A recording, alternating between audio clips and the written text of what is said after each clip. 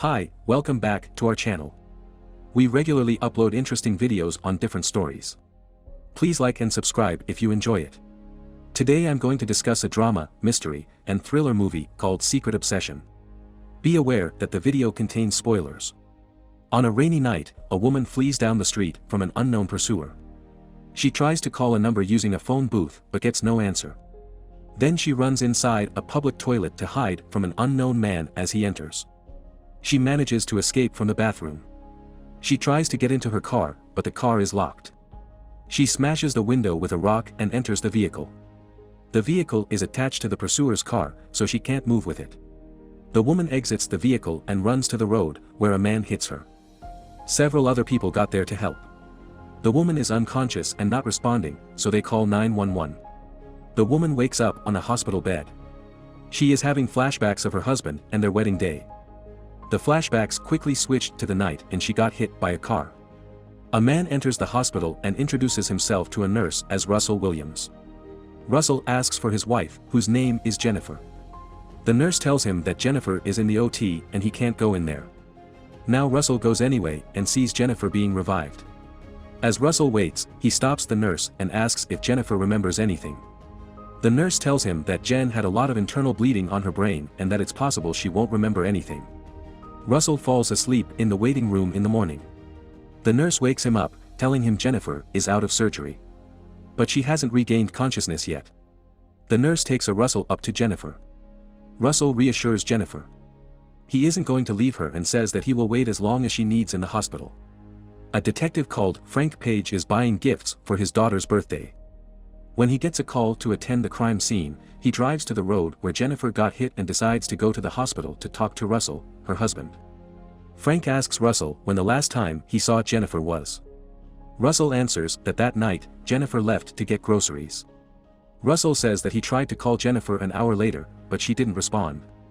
Then he called the store, but the owner said he hadn't seen her. Frank then asks if they had problems with each other, but Russell tells Frank they just got married and there were no problems. Frank also tells Russell that the car she left with is missing and there have been no reports about it so far. Frank drives home and wraps the gifts for his daughter, but as soon as he finishes, he starts crying. We see a closet full of unopened gifts, and the voice coming from the TV tells us that a 10-year-old girl named Hannah Page went missing. Jennifer finally wakes up so Russell can see her. The doctor tells Russell that Jennifer has severe brain damage and won't be able to recall episodic memories. She will still remember things like her childhood and name, but she won't be able to recall them. Russell, the doctor, promises they're going to get there eventually, but it takes a long time. Jennifer tells Russell she doesn't remember anything about the night she got hit. Russell tells her that he is going to be there for her and go through everything with her. Frank questions. The man who hit Jennifer asks if he saw anybody else there. He answers no, but he tells Frank he saw a white pickup pulling another car. Frank tells his boss that someone dropped her off there or took her car. Either way, someone else was there before we switched back to the hospital. We see a man sit down at Frank's table and is called Jim Kahn Russell shows pictures and tells stories about their life with Jennifer. They're having a good time and Jennifer asks if he's talked to her parents already. Russell tells her that her parents passed away a few years ago in a house fire. Russell thought she remembered, but she forgot that as well. Jim Kahn comes to the hospital and asks about Jennifer. They won't let him see her, as only close relatives are allowed to visit. Kahn leaves flowers for her, and as he walks away, we see Russell looking at him through a door. Jennifer gets better and better every day, to the point where she can eat normally and use the wheelchair confidently. The nurse tells Jennifer she's showing improvement in every way, including her memories. Russell takes Jennifer to a beautiful big house, which he says is their house. As Jennifer is looking at the fireplace, she gets a flashback about the pursuer being there with a knife. Russell asks what's wrong, but she doesn't answer. Jennifer tells Russell how quiet the place is, and Russell tells her it is because the nearest neighbor is a mile away. Russell is preparing food when Detective Frank calls him. Russell heads outside to talk it in. Jennifer goes to the balcony as well. Listening to the conversation, Frank tells him they haven't found Jennifer's car yet, but one of the witnesses, Jim Kahn, saw the white pickup truck's license plate. Frank asks Russell to bring Jennifer to the police station to let Frank talk to her. Russell tries to deny the request, but agrees to take her to the station. The next day, Jennifer asks what is going to happen the next day, and Russell lies to her that he needs to go to work. Jennifer asks if the workplace is okay with her taking time off, but Russell tells her she quit her job before the wedding because they decided to start a family. Jennifer realizes she has no family and no job left, so she asks Russell about her friends. Russell tells her that they don't meet up as much as they used to, but they were asking about her when she was in the hospital.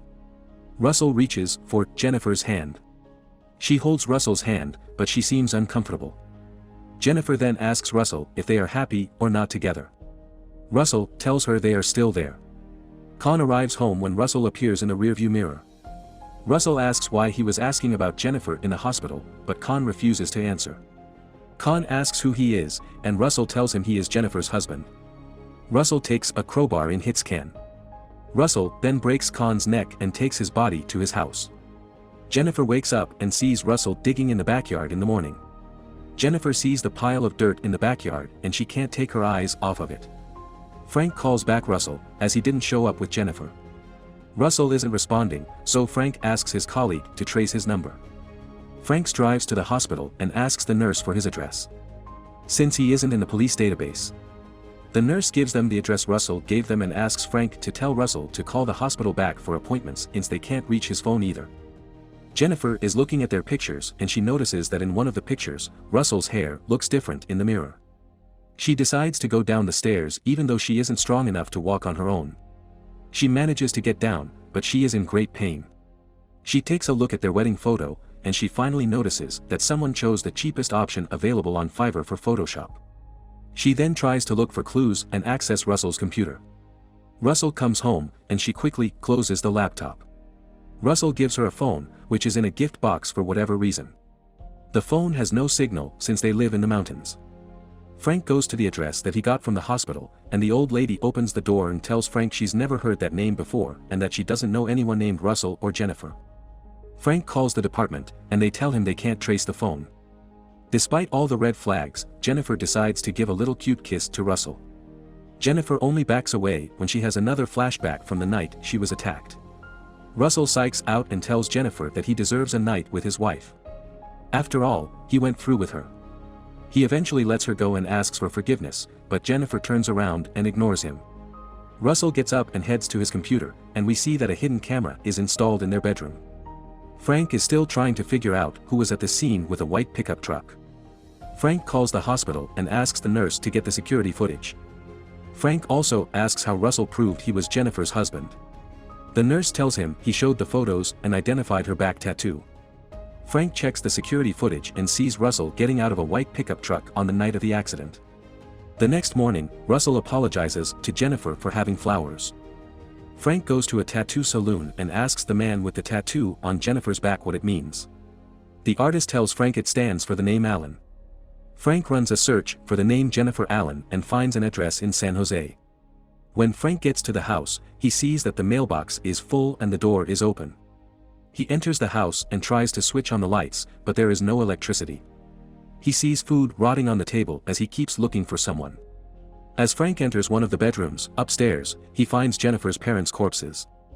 As Jennifer wakes up, she hides Russell's wallet and asks him to go and grab groceries for her.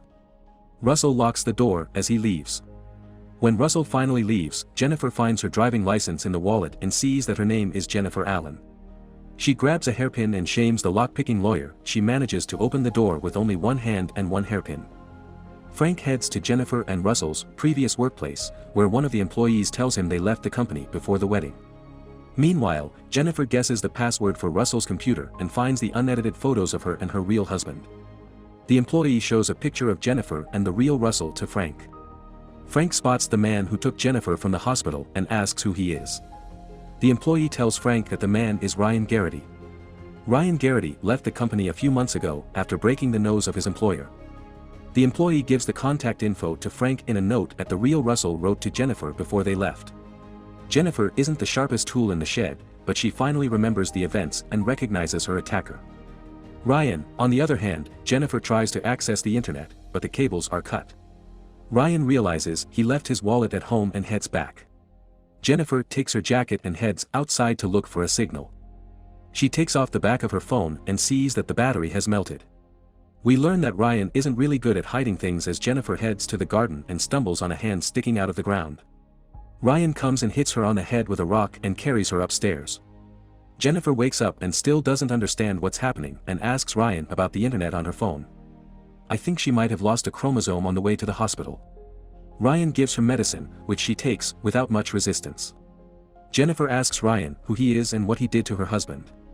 Ryan chains her to the bed and leaves as Ryan is buying tools. He meets the nurse. The nurse tells Ryan about the detective and Ryan speeds off. Jennifer wakes up and takes off the chains. She takes a hairpin and battles her biggest enemy, the stairs. She manages to get the upper hand and heads to the kitchen to wrap her leg in duct tape. She finds her old phone in her car in the garage. The phone is still charged and turned on. After several weeks, Ryan enters the garage and Jennifer hides in the back. Ryan opens the trunk where we see the real Russell's body. Jennifer heads back upstairs and lies in bed. When the doorbell rings, Ryan is about to discover that Jennifer isn't chained to the bed anymore. Frank is at the gate, and Ryan opens it for him. Jennifer gets down and sees Frank on the other side of the window. Jennifer asks for help from Frank. Frank, instead of asking for backup, goes to the back door where Ryan hits him on the head. Ryan takes Jennifer back upstairs and locks the door on her. He also locks up Detective Frank in the freezer. Jennifer heads out to look for a signal, but she forgets her life is in danger and watches his videos on her phone instead. Ryan comes back and ties her up. Jennifer tells Ryan she wants to live, and Ryan starts telling her the story of how he met her. Ryan was basically stalking Jennifer for years and became obsessed with her. He tells her that he killed her. Jennifer's parents and husband Ryan planned to kill her as well, but she lost her memories and he saw it as a chance. Ryan leaves the room and Frank wakes up in the freezer. Ryan's car takes Frank's car inside the garage. Ryan goes back to Jen. Jen pretends to understand Ryan and asks him to get her something to drink. Jennifer grabs a lighter from the ground and burns the rope. By the time Ryan gets back, she isn't in her bed.